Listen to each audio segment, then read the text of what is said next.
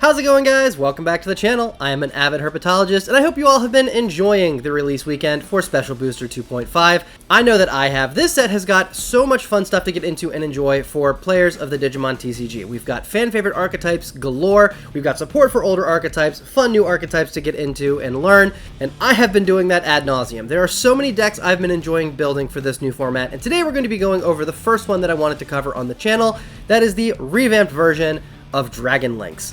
Now, I honestly believe that Dragon Linkz is probably one of the best sleeper decks in the entire game right now. This deck does not get a lot of attention, but it really, really should.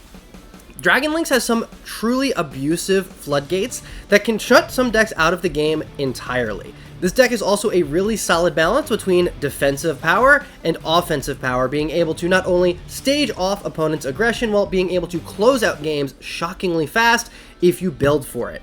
Now, with this new format, we have finally got something that the Dragon Linkz deck has been desperately wanting for a long time now, and that is a second Hina. Hina is the tamer that Dragon Linkz rotates around. And up until now, despite how broken the old Hina has been, having only 4 copies of our pivotal tamer has made playing the deck a little bit clunky.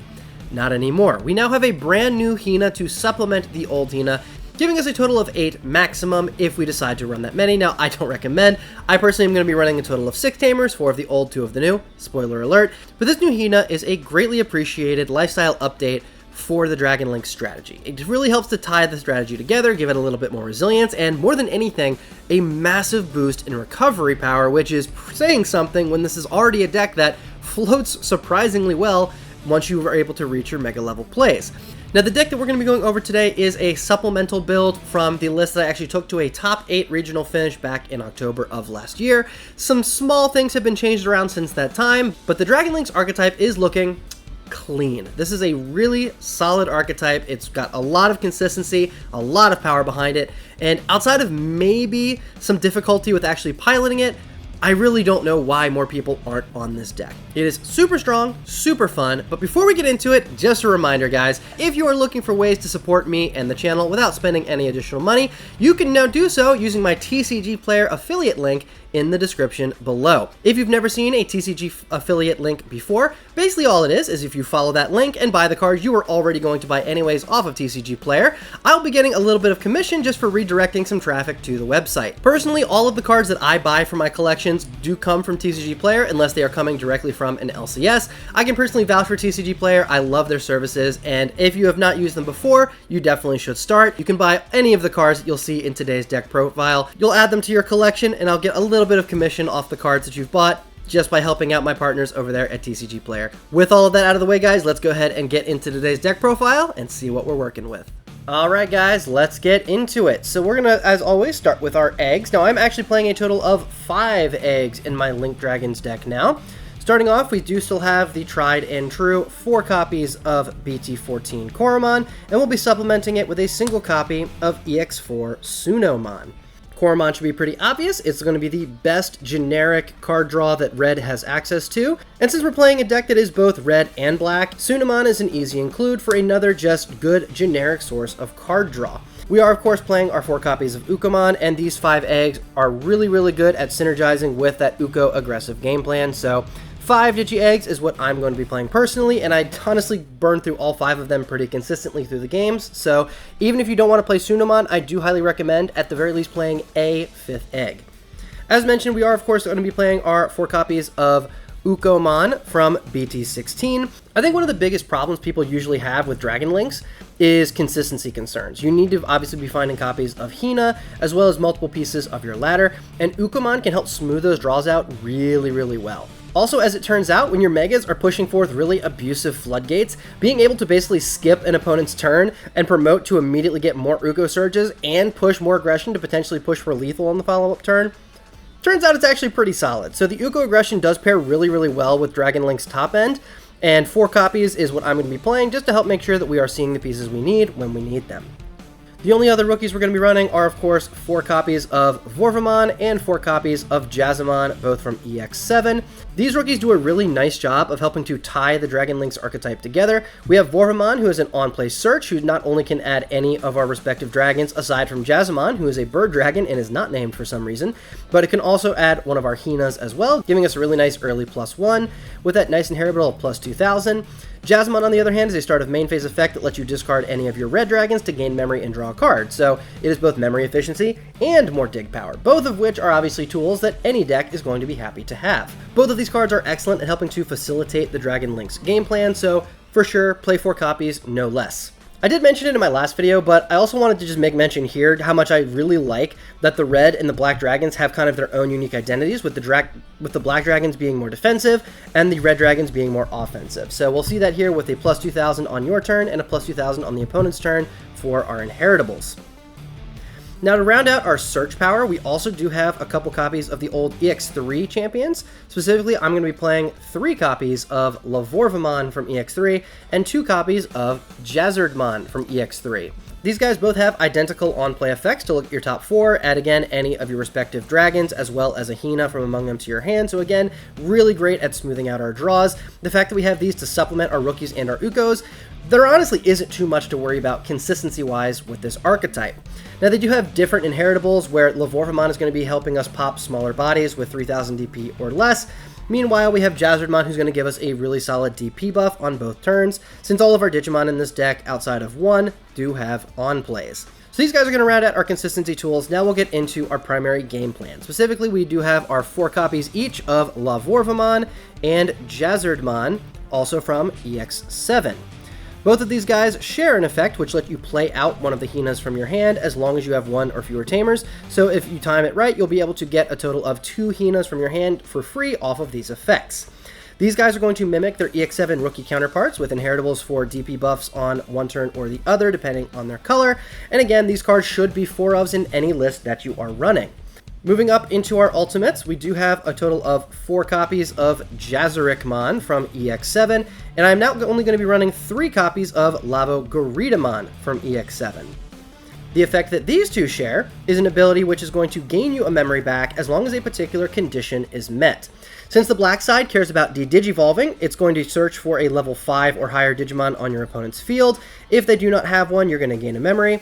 On the red side, it's going to check for Digimon that have 6000 DP or less, since they are all about deleting small bodies. If they do not have a Digimon 6000 DP or less, once again, gain a memory. These two work really, really well together in the sense that one is checking for small bodies and one is checking for large. So regardless of what your opponent is doing, even if you don't have Hina, there's a pretty good likelihood that you'll be able to gain memory off of at least one of these.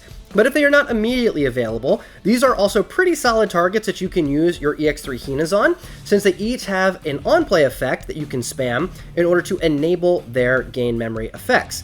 We've got Jazarichmon, who's going to have a de-digivolve, and Lavogaritamon, which pops, again, a 6000 DP or less Digimon.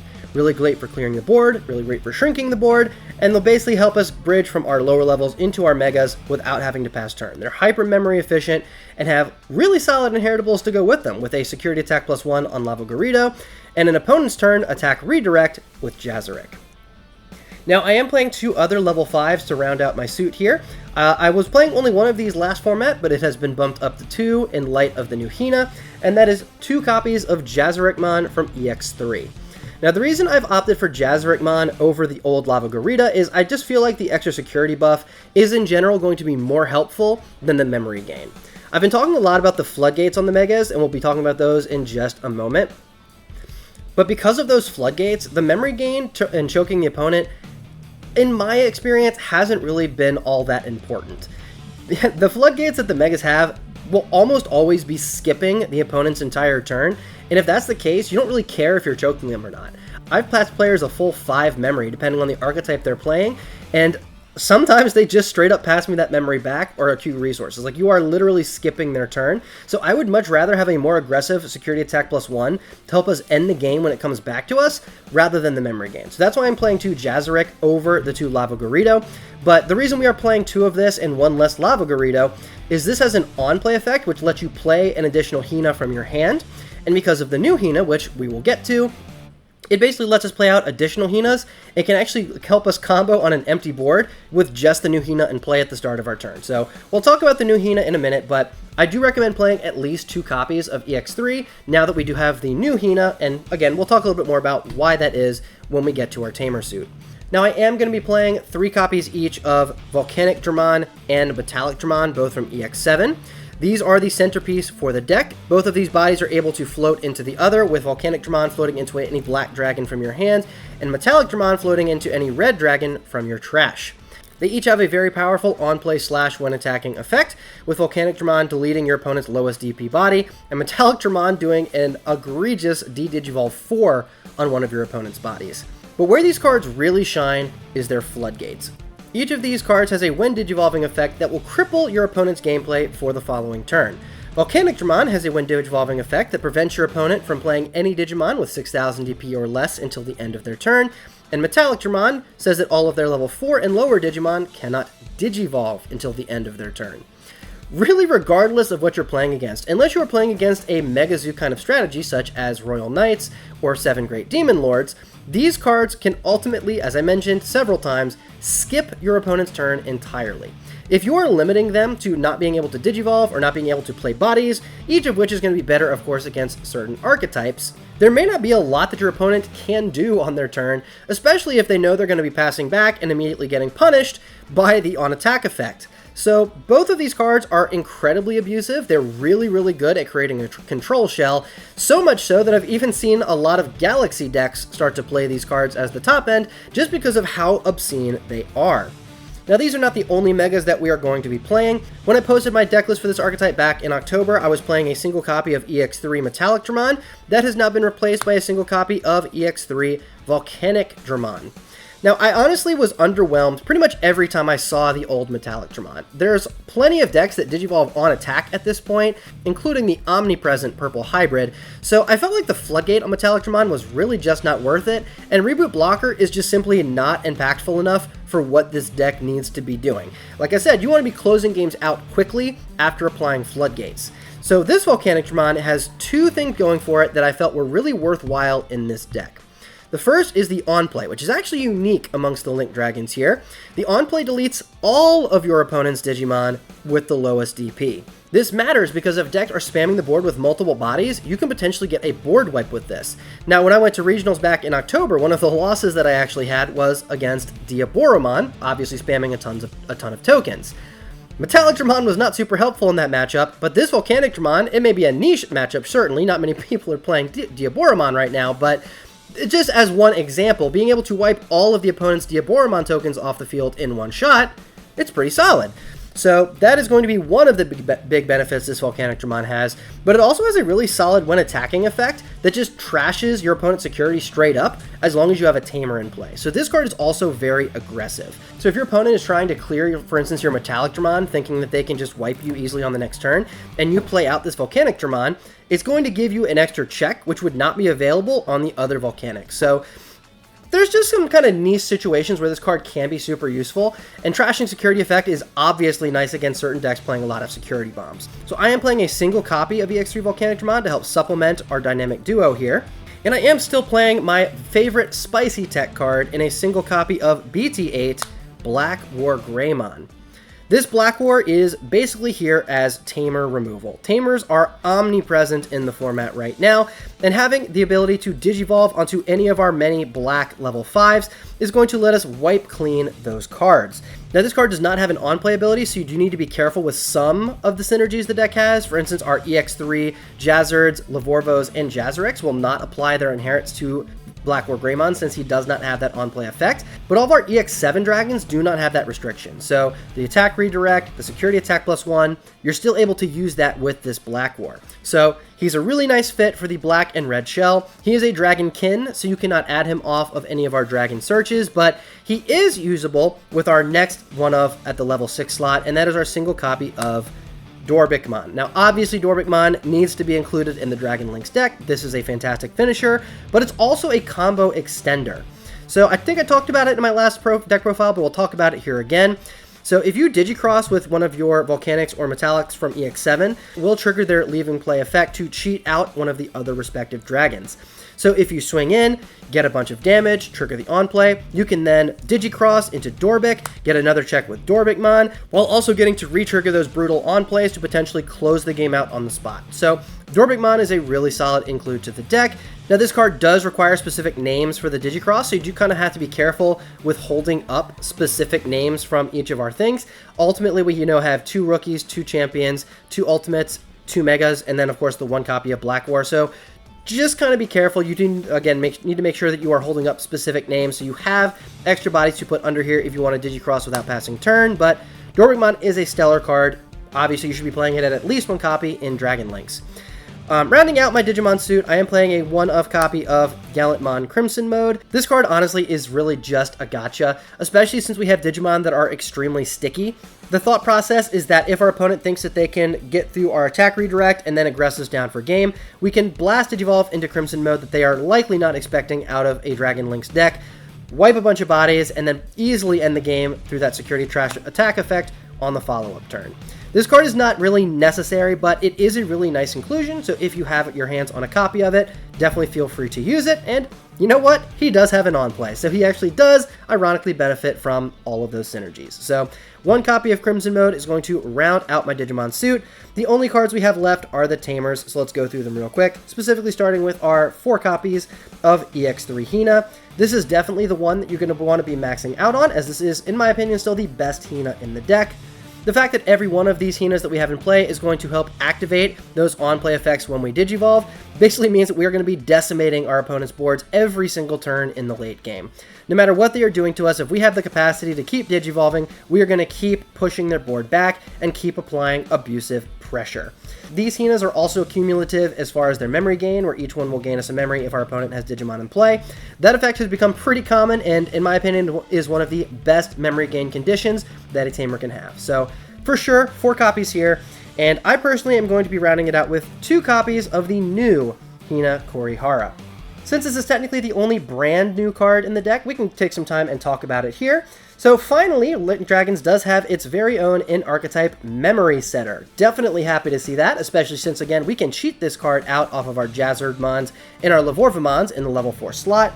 This Hina has a Your Turns effect. Anytime one of your Digimon with the Rock Dragon or Machine Dragon traits are played, by suspending this Tamer, one of your level 4 or higher Digimon can Digivolve into a Digimon card with the Rock Dragon, Earth Dragon, Machine Dragon, or Sky Dragon trait in your hand, with the Digivolution cost reduced by 2. So this may not sound super crazy on the surface, but the interactions that this opens up are really, really solid. As I mentioned, this is the reason we are playing additional copies of Jazarichmon. So let's say we are starting our turn with just our Hina in play. This does, of course, assume that our opponent has done something to break our board, which means they have probably got something in play that we need to deal with. Playing this Jazarichmon from our hand lets it immediately play out one of our EX3 Hinas. This Hina will then activate, letting our Jazarich Digivolve up into either our Volcanic or our Metallicdramon, since those are, of course, going to be our most abusive cards. They get to reapply the Floodgates immediately, despite not having any other setup, and the Hina that we just played off of our Jazarich will then immediately get to activate the on-play effects of these broken cards. Now, is this going to pass our opponent a ton of memory? You betcha. But as I've mentioned, these Floodgates can be so abusive depending on what we're playing against, it may not even matter. Just for instance, one of the decks that I know people are pretty contentious with is Imperialdramon. The deck is pretty nuts if they open with all of their pieces. But if they're locked out from playing bodies that are 6,000 DP or less until the end of the turn, that basically guarantees they are not going to be able to DNA Digivolve on that turn. Even if they have a body in Raising and their brutal Davis Ken Tamer in play, they will not be able to cheat out a second body or hard play another champion, which means no Pyildramon play for that turn cycle. Metallicdramon is pretty much the exact same deal, where even if they can play the bodies out, the bodies aren't going to be able to Digivolve, so at worst, all they're going to be doing is playing out a bunch of small bodies that cannot attack or threaten us in any significant way. Now, this is just referring to one specific deck. Honestly, Link Dragons probably has the single best matchup into Imperial in the entire format, so if that is a deck that you're really worried about, definitely give Link Dragons a try. But like I said, passing our opponent a ton of memory, it is something you kind of have to learn as you are playing the deck. Like, can I afford to pass my opponent, like, 5 or 6 memory? You'd be surprised how often the answer is just yes. The new Hina is just fantastic for that. Now, it is a your turn effect, so if you are floating into a dragon on your opponent's turn, it will not give you the ability to Digivolve up and then apply that floodgate proactively on the opponent's turn. That is important because that obviously is a play that could easily come up. Make sure you are not doing that. This is a your turns effect only. So if one of these dragons is to die on your turn for whatever reason and you play one out, then you can use the Hina and use that effect. If you just hard play a body from your hand, quite honestly, that's going to be when it comes up most of the time. You're hard playing a body out, using this effect, and getting up into your Mega on an empty board. As I said, it is a recovery tool most often. This is going to be the card where if your board does somehow get wiped, you can play a fresh level 5, go right back into your level 6s, and immediately start pressuring the opponent again. Anyways, with that, guys, that is going to just about wrap things up for my Link Dragons deck profile. Hope you guys have enjoyed it. Like I said at the beginning of the video, I really do think this deck is one of the best sleeper decks in the format. I don't think people are aware of just how solid this deck is, and if you put the time in to get really good with it, you will see returns. This deck has a good skill cap, it is a ton of fun to play, and it does punish a lot of the most threatening archetypes in the current format. This deck is going to struggle a bit with some of the more Control League archetypes, and think 7 Great Demon Lords and Royal Knights, both of which just completely shrug off the floodgates from our level 6s, but pretty much any deck that is stack building is going to care about them, including hybrid decks, which will not be able to slide Digivolve into their abusive secondary options. So that is going to about do it, guys. Once again, if you are interested in picking up any new cards, including the cards you have seen in this video, be sure to use my affiliate link in the description below. Buy the cards you are going to buy anyways without spending any additional money to help support me and bring you guys this amazing content. I've got plenty more deck profiles already lined up for this format. Like I said, I've got a lot of decks I've been working on, but this is definitely the first one I wanted to bring. It is probably the one I am most excited to keep piloting. With that, guys, I have been an avid herpetologist. I hope you all have a fantastic rest of your day, and I will see you all next time.